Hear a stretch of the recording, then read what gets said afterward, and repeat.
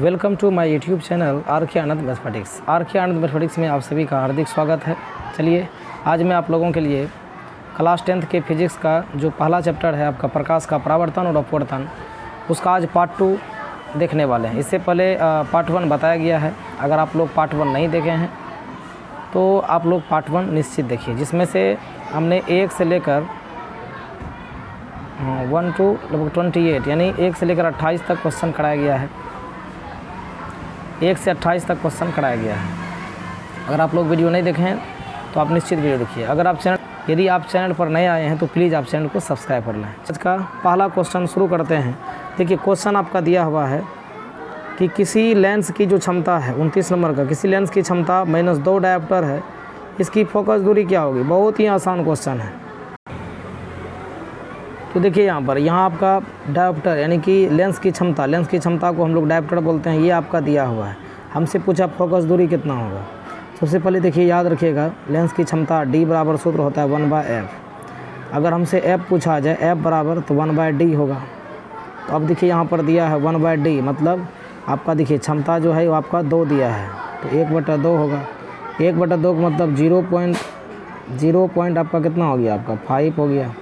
0.5 centimetre ये हो गया, 0.5 सेंटीमीटर, यानी आपका ये बी ऑप्शन हो गया। चलिए अगला क्वेश्चन 30 नंबर का देखते हैं। कह रहे उत्तल दर्पण के सामने एक वस्तु को रखा गया है, ठीक है, तो इसकी प्रतिबिंब की प्रकृति कैसी होगी। तो देखिए दर्पण आपका कैसा है, तो उत्तल दर्पण है, तो उत्तल दर्पण के सामने एक वस्तु को रखा गया है। तो कह रहा है कि इसकी प्रतिबिंब की प्रकृति कैसी होगी। काल्पनिक होगी, बिल्कुल नहीं। वास्तविक होगी, जी बिल्कुल। ये आपका बी ऑप्शन हो गया, ये वास्तविक ही होगा, क्योंकि देखिए उत्तल दर्पण के सामने वस्तु को रखा गया है, तो इसकी प्रकृति हम बताना है, तो ये वास्तविक होगा। ये बी ऑप्शन हो गया। 31 नंबर का क्वेश्चन देखिए, कह रहा है किसी उत्तल लेंस की फोकस दूरी हमेशा क्या होती है। इससे पहले भी अगर आप पार्ट 1 को देखे होंगे तो उसमें भी ये चीज़ कराए थे कि उत्तल लेंस की जो फोकस दूरी है ना, वो हर हमेशा पॉजिटिव होती है, यानी धनात्मक होती है। ये आपका पहला ऑप्शन हो गया। नेगेटिव नहीं होगी, प्लस माइनस नहीं, ये भी नहीं होगा। तो आंसर हो गया ये आपका धनात्मक होती है। याद रखिएगा, उत्तल लेंस की जो फोकस दूरी होती है हर हमेशा धनात्मक ही होती है, यानी पॉजिटिव होती है। 32 का क्वेश्चन देखिए, कह रहा है कि निम्न में से किस दर्पण की फोकस दूरी धनात्मक होती है। सेम उल्टा सवाल, अभी तुरंत बताएं। देखिए धनात्मक किसकी होगी, यही उत्तले दर्पण के। देखिए दोनों 31 और 32 दोनों एकदम पेचीदार क्वेश्चन है, और दोनों क्वेश्चन देखिए पूछा गया 19 में, ये भी 19 में पूछा गया। देखिए उत्तल लेंस की जो फोकस दूरी हमेशा भी क्या बोले, पॉजिटिव होती है। अब कह रहा है किस लेंस की फोकस दूरी धनात्मक होती है। धनात्मक का मतलब वही पॉजिटिव होती है, तो पॉजिटिव किसकी होती है, यही ना होगा आपका उत्तल दर्पण। ये आपका बी ऑप्शन हो गया। चलिए 33 नंबर का क्वेश्चन देखते हैं 33 का। कह रहा है निम्न में से किस लेंस की फोकस दूरी धनात्मक होती है। देखिए बार बार वही क्वेश्चन है ना, फोकस दूरी धनात्मक किसकी होगी, अभी तुरंत पढ़े हैं। तो ये पर लेंस की बातें पूछ रहे हैं, तो वही होगा उत्तल लेंस। ये आपका बी ऑप्शन हो गया, बी ऑप्शन हो गया। किस लेंस की फोकस दूरी, आंसर हो गया उत्तल लेंस की फोकस दूरी। 34 नंबर का, किस दर्पण का उपयोग सामान्यतः वाहनों के पश्च मतलब होता है पीछे दृश्य देखने के लिए दर्पणों के रूप में प्रयोग किया जाता है। पीछे देखने के लिए किस दर्पण का प्रयोग किया जाता है। ये आपका हो जाएगा उत्तल दर्पण। उत्तल दर्पण का प्रयोग किया जाता है वाहनों के पीछे देखने के लिए, हम लोग उत्तल दर्पण का उपयोग करते हैं। 35 नंबर का क्वेश्चन देखिए, कह रहा है नई कार्तीय चिन्ह परिपाटी के अनुसार दर्पण के सामने रखे गए बिंब की बिंब दूरी ली जाती है। देखिए नई कार्तीय चिन्ह परिपाटी के अनुसार दर्पण के सामने जो हम लेंगे तो उनको क्या लेंगे, दर्पण के सामने बिंब की प्रकृति को हम कैसे लेते हैं, ऋणात्मक। धनात्मक नहीं होगा, कभी धनात्मक कभी ऋणात्मक, ये भी नहीं होगा। ये ऑप्शन आपका सी हो जाएगा, ऋणात्मक ही नहीं आता है। ये आपका सी ऑप्शन हो गया, ऋणात्मक। जैसे हम मान लेते हैं उत्तले दर्पण हुआ, ये आपका ठीक है, उत्तले दर्पण हुआ। देखिए दर्पण के ये पीछे है तो इसको हम प्लस लेते हैं, और आगे जो लेते हैं ये आपका माइनस रहता है। वही कह रहा है कि बिंब की दूरी किससे ली जाती है, ऋणात्मक होगी। आंसर सी हो गया। 36 नंबर का क्वेश्चन ज़बरदस्त क्वेश्चन है। 17 में और 18 में क्वेश्चन पूछा गया है। खैर निर्वात में प्रकाश की चाल बताइए। निर्वात में प्रकाश की चाल है, 4 ऑप्शन दिया है। 3 × 10⁸ मीटर प्रति सेकेंड। दूसरा दिया है 3 × 10⁸ सेंटीमीटर वाला तो नहीं होगा, जब भी होगा तो मीटर प्रति सेकेंड। ये आपका पहला ही ऑप्शन हो जाएगा। ये 3 × 10⁸ किलोमीटर वाला नहीं होगा, तो आंसर होगा ये मीटर प्रति सेकेंड। चलिए अगला क्वेश्चन यानी कि आपका 37 नंबर क्वेश्चन। देखिए वीडियो अगर पसंद लगी हो तो आप इसको लाइक भी करें, कमेंट करते रहें। चलिए 37 नंबर का क्वेश्चन देखते हैं। 37 का क्वेश्चन देखिए आपका दिया हुआ है 37 नंबर का। कह रहे एक उत्तल लेंस की क्षमता जो है 1 डायोप्टर है। एक उत्तल लेंस की क्षमता आपका 1 डायोप्टर है। उस लेंस की फोकस दूरी क्या होगी? उस लेंस की फोकस दूरी हमें पूछा क्या होगी। पहला ऑप्शन दिया है 10 सेंटीमीटर माइनस 10 दिया है, उसके बाद प्लस 100 सेंटीमीटर माइनस 100 सेंटीमीटर। देखिए यहाँ पर जो है एक अगर डायोप्टर यहाँ पर दिया हुआ, 1 डायोप्टर दिया है तो जब भी होगा ये सूत्र, डायोप्टर बराबर सूत्र होता है 1/f, लेकिन ये मीटर में होता है, m में होता है। तो यहाँ पर देखिए 1 डायोप्टर इधर दिया, 1 डायोप्टर दिया है, f बराबर कितना होगा? तो 1 मीटर होगा। तो 1 मीटर में कितना सेंटीमीटर? 100 सेंटीमीटर होगा। तो जिस ऑप्शन में ये 100 सेंटीमीटर वही, तो आंसर हो गया सी। अगला क्वेश्चन देखिए 38 नंबर का। कह रहा पानी में डूबे एक उत्तल लेंस की फोकस दूरी हवा में उसकी फोकस दूरी की अपेक्षा क्या होगी? हवा में उसकी फोकस दूरी की अपेक्षा क्या होगी? 38 नंबर। तो यहाँ देख अधिक होगी जी नहीं, कम होगी हाँ, यही ऑप्शन होगा, ये अपरिवर्तित नहीं होगा, ये हो गया ऑप्शन सी। अगर पानी में डूबे हुए एक उत्तल लेंस की फोकस दूरी हवा में इसकी फोकस दूरी की अपेक्षा ये कम होगी। 39 नंबर का क्वेश्चन देखिए। 39 का कार्य निम्नलिखित में से कौन उत्तल दर्पण की फोकस दूरी है जिसकी वक्रता त्रिज्या उत्तल, ये आपका त्रिज्या वक्रता त्रिज्या यानी r बराबर आपका 32 सेंटीमीटर दिया है, 32 सेंटीमीटर दिया है। हमसे पूछा है उत्तल दर्पण की फोकस f पूछा है। देखिए f बराबर सूत्र क्या होता है? f बराबर होता है r/2 और r बराबर 2f होता है, ये मालूम होना चाहिए। फोकस दूरी जो है वक्रता त्रिज्या की आधी होती है। तो ये r का मान 32 दिया है, इसका आधा कर देंगे तो आंसर हो जाएगा आपका 16। तो 16 हो गया आपका सी ऑप्शन। चलिए बहुत ज़बरदस्त सवाल था, 18 में सवाल पूछा गया था। चलिए क्वेश्चन आगे बढ़ते हैं। 40 नंबर यानी 40 नंबर क्वेश्चन देखिए। कारण निम्न में कौन सा लेंस अपसारी लेंस भी कहलाता है? देखिए अपसारी लेंस हम किसे कहेंगे? अपसारी लेंस अवतल लेंस को कहते हैं। ये आपका पहला ऑप्शन हो गया, उत्तल लेंस को नहीं कहते हैं, तो ये आंसर हो गया ए। 41 नंबर कह रहा है कि दंत विशेषज्ञ किस दर्पण का उपयोग मरीजों को दांत का बड़ा प्रतिबिंब देखने के लिए करता है? यानी दंत विशेषज्ञ, यानी दांत चेक करने वाले जो डॉक्टरी होते हैं, यानी मरीजों के दांत को बड़ा प्रतिबिंब को देखने के लिए किस दर्पण का उपयोग करते हैं? तो ये आपका हो जाएगा समतल, नहीं ये समतल नहीं होगा, ये आपका अवतल दर्पण होगा। बी ऑप्शन हो गया। ज़बरदस्त क्वेश्चन है, ऐसा सवाल एग्जाम में पूछा जाता है, एकदम वीवीआई क्वेश्चन है। कह रहे गोली दर्पण के परावर्तक पृष्ठ के वृत्ताकार सीमा रेखा का व्यास क्या कहलाता है? ये आपका पहला ऑप्शन। ये कह रहा है मुख्य फोकस, जी नहीं ये नहीं होगा, मुख्य फोकस नहीं होगा। वक्रता त्रिज्या ये भी नहीं होगा। प्रधान अक्ष नहीं। गोली दर्पण का द्वारक, हाँ बिल्कुल सही, ये होगा आपका गोली दर्पण का द्वारक। कह रहा है 45 नंबर का क्वेश्चन देखिए। कह रहा है यदि किसी बिंब का प्रतिबिंब का आवर्धन ऋणात्मक हो तो हमसे पूछा है कि इसमें कि उस प्रतिबिंब की प्रकृति क्या होगी?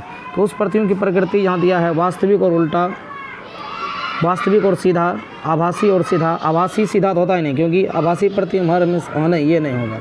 ये देखिए वास्तविक और सीधा, ये नहीं, वास्तविक प्रतिबिंब हमेशा उल्टा बनता है, सीधा बनबे नहीं करेगा। आभासी उल्टा ये भी नहीं होगा। तो आंसर हो गया आपका ए, यानी वास्तविक और उल्टा होगा, है ना। किसी प्रतिबिंब का जो आवर्धन है ऋणात्मक, आवर्धन यदि ऋणात्मक होता है तो ये वास्तविक और उल्टा होगा, पहला ऑप्शन हो गया। 44 नंबर का क्वेश्चन देखते हैं। 44 नंबर का देखिए क्वेश्चन दिया हुआ है, किसी शब्दकोश के छोटे अक्षरों को पढ़ने के लिए आप निम्नलिखित में कौन सा लेंस आप पसंद करेंगे? ये 18 में सवाल देखिए पूछा गया है। करें किसी शब्द को, हाँ छोटे अक्षरों का आप निम्नलिखित में कौन सा? पहला ऑप्शन दिया आपका 5 सेंटीमीटर फोकस दूरी का एक अवतल लेंस दिया है, अवतल लेंस 5 सेंटीमीटर फोकस दूरी के एक उत्तल लेंस। इसके बाद यहाँ दिया 50 सेंटीमीटर, ये दोनों ये तो नहीं होगा, 50 सेंटीमीटर फोकस दूरी वाले एक उत्तल नहीं होगा ये। तो ये होगा आपका बी ऑप्शन, यानी 5 सेंटीमीटर फोकस दूरी वाले एक उत्तल लेंस चाहिए, है ना, छोटे अक्षरों को पढ़ने के लिए। 45 नंबर क्वेश्चन करें, एक प्रयोग में अवतल दर्पण द्वारा किसी बिंब का प्रतिबिंब एक पर्दे पर प्राप्त किया जाता है, ठीक है। करें दर्पण की फोकस दूरी को निर्धारित करने के लिए प्रयोगकर्ता को मापने की ज़रूरत होती है। तो क्या मापने की ज़रूरत होती है? अब देखिए पहला ऑप्शन दिया है आपका दर्पण और पर्दों के बीच की दूरी को, दर्पण और बिंब के बीच की दूरी को, ए और बी दोनों इनमें से कोई नहीं। चलिए यहाँ पे देखिए, कह रहा है कि एक प्रयोग अवतल दर्पण के द्वारा किसी बिंब को प्रतिबिंब यानी प्रतिबिंब को पर्दे पर प्राप्त किया जाता है। तो इसका मतलब ये प्रतिबिंब क्या होगा, आपका वास्तविक प्रतिबिंब बन रहा है। दर्पण की फोकस दूरी को निर्धारित करने के लिए क्या चाहिए, दर्पण और पर्दे के बीच की दूरी, नहीं, ये आपका बी ऑप्शन हो गया, दर्पण और बिंब के बीच की दूरी का चाहिए। 46 नंबर क्वेश्चन कर अवतल दर्पण की फोकस दूरी उसकी वक्रता त्रिज्या की क्या होती है, बिल्कुल सही, r बराबर 2f होता है, r बराबर आपका 2f होता है। लेकिन इसी में से जब f निकालेंगे ये r/2 होगा, r/2। तो हमसे पूछा है कि अवतल दर्पण की फोकस दूरी को हम लोग f बोलेंगे, यानी f जो है वक्रता त्रिज्या की क्या हो गई, वक्रता त्रिज्या r की क्या हो गई है, बटे 2 मतलब आधी हो गई। आंसर हो गया बी, 46 का आपका बी ऑप्शन हो गया। अगर इसी में ये पूछा होता कि अवतल दर्पण की वक्रता त्रिज्या फोकस की क्या होती, तब आंसर हो जाता दुगुनी हो जाती। देखिए अगला है 47 नंबर का, लेंस की क्षमता का एसआई मात्रक क्या होता है, लेंस की क्षमता का एसआई मात्रक क्या होता है। पहला ऑप्शन दिया सेंटीमीटर, प्रति सेंटीमीटर, मीटर। देखिए सेंटीमीटर में तो होगा ही नहीं, लेंस की क्षमता को मीटर में ही लिखते हैं, यानी होता है D बराबर 1/f होता है, और ये मीटर में होता है, f मीटर में होता है। अब मीटर को अगर m ऊपर करेंगे तो ये प्रति मीटर, यानी C ऑप्शन हो गया, मीटर, प्रति मीटर। ये आपका 48 नंबर क्वेश्चन दिया है, प्रतिबिंब का आकार हमेशा वस्तु के बराबर होता है, यानी प्रतिबिंब का आकार जो है, प्रतिबिंब जो बन रहा है वस्तु के आकार के बराबर होता है, तो आपका दर्पण कौन सा होगा, उत्तल, जी नहीं, अवतल, ये भी नहीं, ये होगा आपका समतल। यानी समतल प्रतिबिंब में आकार जो होता है वस्तु के आकार के बराबर होता है, इसलिए दर्पण क्या होगा आपका, समतल दर्पण। 49 नंबर का देखिए क्वेश्चन आपका दिया हुआ है, 49 नंबर क्वेश्चन कर रहा है सर्च लाइट का परावर्तक सतह, ये आपका अवतल दर्पण हो जाएगा, अवतल हो जाएगा, ये आपका 49 नंबर का, तो ये आपका बी ऑप्शन हो गया। चलिए 50 नंबर का क्वेश्चन देखते हैं। देखिए 50 नंबर का क्वेश्चन आपका दिया हुआ, परावर्तन के नियम से, तो परावर्तन के नियम से आपतन कोण परावर्तन कोण के बराबर होता है, यही ऑप्शन हो गया, यानी कोण आई बराबर जो है ये कोण आर के बराबर होता है। तो ये आप पढ़े भी होंगे कि प्रकाश परावर्तन का जो नियम था, 2 नियम में एक नियम कहता है कि आपतन कोण जो है वो परावर्तन कोण के हर हमेशा बराबर होता है, ये ऑप्शन ए हो गया। उसके बाद देखिए यहाँ आपका 51 नंबर का देखिए क्वेश्चन दिया है कि समतल दर्पण द्वारा बना प्रतिबिंब, समतल दर्पण में कैसा प्रतिबिंब बनता है, ये 16 और 15 में देखिए क्वेश्चन पूछा गया है। तो यहाँ पर देखिए पहला ऑप्शन दिया है वास्तविक, दूसरा ऑप्शन दिया है काल्पनिक, उसके बाद ए बी दोनों, और डी दिया इनमें से कोई नहीं। तो समतल दर्पण में हमेशा काल्पनिक प्रतिबिंब बनता है, समतल दर्पण में बना प्रतिबिंब क्या होता है, काल्पनिक होता है, बी ऑप्शन। 52 नंबर का क्वेश्चन करा, किस लेंस के द्वारा सिर्फ काल्पनिक प्रतिबिंब बनता है, किस लेंस के द्वारा, यहाँ लेंस की बातें कर रहा है, किस लेंस के द्वारा केवल काल्पनिक प्रतिबिंब बनता है, तो ये होगा आपका उत्तल लेंस, उत्तल लेंस में हमेशा काल्पनिक प्रतिबिंब बनता है, ये आपका आंसर हो गया। 53 नंबर का क्वेश्चन देखिए, कह रहा है गोली दर्पण में फोकसांतर एवं वक्रता त्रिज्या के बीच संबंध, या अथवा एक और दिया अवतल दर्पण का फोकसांतर और उसके वक्रता त्रिज्या के बीच में कितना गुना होता है। देखिए r बराबर 2f, f बराबर r/2, r बराबर f/2, ये ऑप्शन तो नहीं होगा, r बराबर 2f होगा, r बराबर क्या होगा 2f होगा, f बराबर r/2। तो यहाँ पर क्या करा है कि वक्रता त्रिज्या जो है, वक्रता त्रिज्या को हम लोग क्या बोलेंगे, r बोलेंगे। r का कितना गुना होगा, r का कितना गुना होगा, तो r का कितना गुना होगा मतलब कि ये देखिए अवतल दर्पण का फोकसांतर मतलब f जो है, f जो है, तो वक्रता त्रिज्या कितना गुना होता है, तो f बराबर क्या होगा, r/2 होगा, ये ऑप्शन सी हो गया। वैसे तो यहाँ r बराबर निकाल दिया है, यहाँ पूछा है फोकसांतर क्या होगा, है ना, गोली दर्पण और फोकसांतर के बीच संबंध पूछे, तो ये भी आपका ऑप्शन सही होगा, r बराबर 2f, f बराबर r/2, ये दोनों ऑप्शन होगा। तो ये याद रखिएगा, ये दोनों ऑप्शन हो जाएगा, ए और सी दोनों। यहाँ भी देखिए r बराबर 2f, f बराबर r/2, तो संबंध पूछे तो ये दोनों सही है, ये गलत है, 2 नहीं होगा, f/2 नहीं होगा। चलिए 54 नंबर का क्वेश्चन देखते हैं। 54 नंबर का क्वेश्चन देखिए आपका दिया हुआ, किसी बिंब का वास्तविक और समान साइज का प्रतिबिंब प्राप्त करने के लिए उत्तल लेंस के सामने कहाँ रखें, यानी बिंब को, यानी वस्तु को आप कहाँ रखेंगे, आप इसको कहाँ पे रखेंगे। तो ये देखिए पहला ऑप्शन आपका दिया है लेंस के मुख्य फोकस पर, दूसरा दिया है मुख्य फोकस दूरी के दुगुनी पर, अनंत पर, लेंस के प्रकाशीय केंद्र, इस ये तो नहीं होगा। अनंत पर, ये भी नहीं होगा। ये आपका बी ऑप्शन हो गया। फोकस दूरी की दुगुनी दूरी पर रखेंगे तो आपका जो है उत्तल लेंस के सामने जो है आप फोकस दूरी की दुगुनी दूरी पर रखेंगे तो प्रतिबिंब क्या होगा, वास्तविक और समान साइज का प्रतिबिंब बनेगा। 55 नंबर का क्वेश्चन देखिए आपका दिया है, एक अवतल दर्पण की फोकस दूरी आपका दिया है। एक अवतल दर्पण की फोकस दूरी मतलब आपका f दिया है, यानी f बराबर आपका 10 सेंटीमीटर देखिए दिया है ना। तो वक्रता त्रिज्या क्या होगी, तो f बराबर दिया, r बराबर क्या सूत्र होता है आपका 2f होता है। तो गुना कर दीजिए, 2 गुना f का मान आपका कितना आ गया 10 आ गया, 10 दूनी कितना हो गया आपका 20। आंसर हो गया आपका बी ऑप्शन। तो 55 का आप बी ऑप्शन। उसके बाद देखिए 56 का देखिए 56 का कह रहा है काल्पनिक प्रतिबिंब होता है। तो काल्पनिक प्रतिबिंब कैसा होता है, सीधा उल्टा दोनों, इनमें से कोई नहीं है। तो काल्पनिक प्रतिबिंब हर हमेशा सीधा ही होता है, उल्टा जो होता है वास्तविक प्रतिबिंब होता है। आप अंतर पढ़े होंगे काल्पनिक और वास्तविक प्रतिबिंब में अंतर में, तो ये काल्पनिक प्रतिबिंब हमेशा सीधा बनता है। तो ये चलिए, ये था आपका कंप्लीट पार्ट 2 जिसमें से हमने 56 क्वेश्चन लिए लगातार। चलिए मिलते हैं अगले दिन, तब तक के लिए नमस्कार, थैंक यू।